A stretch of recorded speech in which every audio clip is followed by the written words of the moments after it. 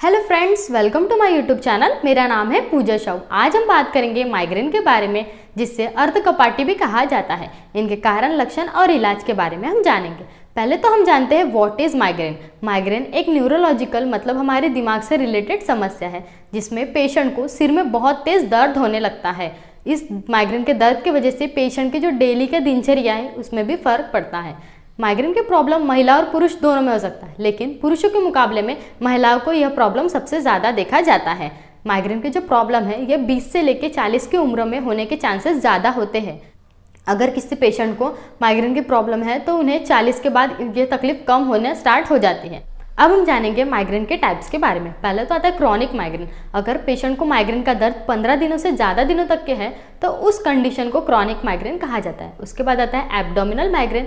अगर हमारे पेट या फिर आंतें ठीक से काम नहीं कर पा रही और हमें माइग्रेन का दर्द हो रहा है उस दौरान, तो उसे एब्डोमिनल माइग्रेन कहा जाता है। उसके बाद आता है मासिक धर्म माइग्रेन, जिसमें फीमेल्स को पीरियड्स के दौरान या फिर पीरियड्स के पहले माइग्रेन का दर्द होता है, उस कंडीशन को मासिक धर्म माइग्रेन कहा जाता है। उसके बाद आता है वेस्टिबुलर माइग्रेन। वेस्टिबुलर माइग्रेन में क्या होता है, पेशेंट को माइग्रेन के दर्द के साथ में बहुत ज़्यादा चक्कर आने लगता है, उस कंडीशन को वेस्टिबुलर माइग्रेन कहा जाता है।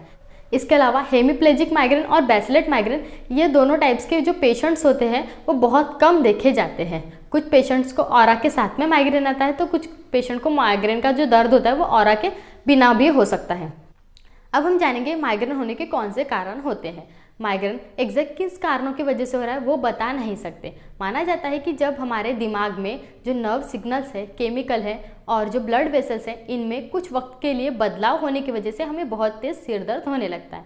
इसके अलावा कुछ ट्रिगर करने वाली चीज़ें या फिर काम कर लेने की वजह से भी हमें माइग्रेन का दर्द हो सकता है। ट्रिगर करने वाली चीज़ें मतलब होता है कि ऐसी चीज़ें जो प्रेरित करती है माइग्रेन के दर्द को। ये जो ट्रिगर करने वाली चीज़ें होती है वो हर किसी में, हर पर्सन में अलग देखा जाता है। कुछ लोगों में प्रॉपर नींद न लेने की वजह से, या फिर अगर वो सोए हुए हैं, किसी ने आवाज़ दे दिया, उन्हें डिस्टर्ब कर दिया, उसके वजह से भी माइग्रेन का दर्द होना स्टार्ट हो सकता है। या फिर बहुत ज़्यादा टेंशन लेने की वजह से भी कुछ पेशेंट्स में माइग्रेन का दर्द देखा जाता है।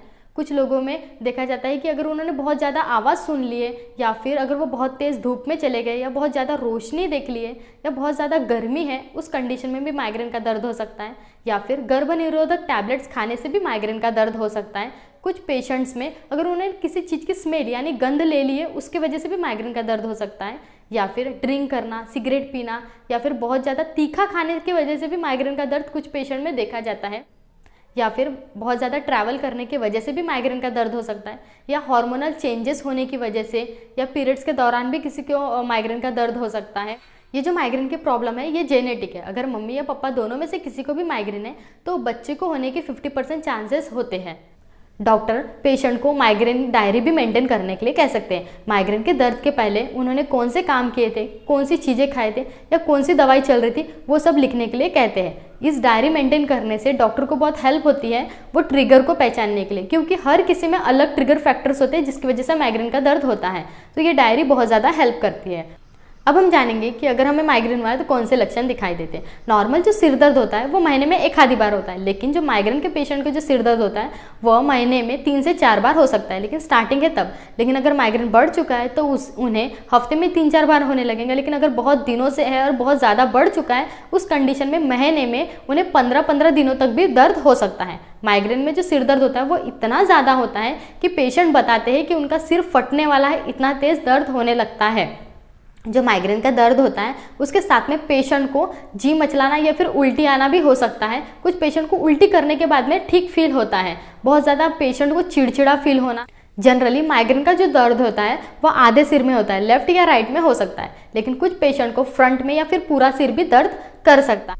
माइग्रेन का जो दर्द है वो स्टार्टिंग में हल्का हल्का होता है, फिर वो धीरे धीरे बढ़ने लगता है और बहुत तेज होने लगता है। उस कंडीशन को पैनिक अटैक कहा जाता है। पेशेंट को ये महीने में कुछ 4-5 बार भी हो सकता है कि हर किसी में अलग अलग, किसी को महीने में एक ही बार पैनिक अटैक आता है, कुछ पेशेंट को हफ्ते में 3-4 बार पैनिक अटैक आ सकते हैं। पैनिक अटैक आने के पहले पेशेंट को बहुत ज़्यादा कन्फ्यूजन फील होगा बोलने में, या पैनिक अटैक आने के पहले पेशेंट को 20 से 30 मिनट पहले बहुत ज़्यादा कन्फ्यूज़न फील होगा, चिड़चिड़ा फील होगा, रोशनी देखने से बहुत इरिटेशन होगा, ठीक से बोल नहीं पाना, ये सारे लक्षण दिखाई देते हैं। इसे ऑरा कहा जाता है। कुछ पेशेंट को ये विदाउट ऑरा भी पैनिक अटैक आ सकता है। जब पेशेंट को पैनिक अटैक आता है उसके बाद भी पेशेंट को जो दूसरा दिन होता है उसमें भी उसे ऐसा लगेगा कि उन्होंने बहुत ज़्यादा मेहनत की है, बहुत ज़्यादा वीकनेस और बहुत ज़्यादा थका थका उन्हें लगता है। जो माइग्रेन के पेशेंट होता है उनके शरीर हमेशा उन्हें कमज़ोर लगता है और उन्हें नींद बहुत ज़्यादा आती है। वो उन्हें लगता है कि बस सुबह से शाम तक के सोते रहो, ऐसा उन्हें लगता है, क्योंकि माइग्रेन का जो दर्द होता है वो सोने से काफ़ी आराम मिलता है। कुछ कंडीशन में माइग्रेन का दर्द इतना ज़्यादा होता है कि मतलब वो पेशेंट के लिए असहने लायक इतना भी दर्द हो सकता है। अब हम जानेंगे कि अगर हमें माइग्रेन हुआ है तो कौन से ट्रीटमेंट दिए जाते हैं। अगर हमें बहुत लंबे समय से सिर दर्द है तो हमें एक न्यूरोलॉजिस्ट डॉक्टर को दिखाना चाहिए। डॉक्टर हमें वैसोग्रेन या फिर नैप्रोक्सेन टैबलेट देते हैं। ये क्या करती है, दर्द को कम करती है। जब हमें पैनिक अटैक आता है तो बहुत ज़्यादा हेल्प करती है।